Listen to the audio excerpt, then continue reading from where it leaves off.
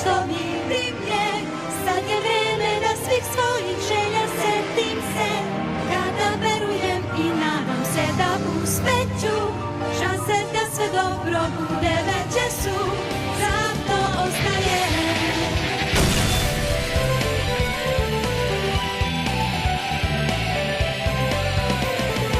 Suza iz oka već je kanula, dala su glavom je htela. Zar negde opet sam to ja posustala? Reci mi, na šta se ljubav svela?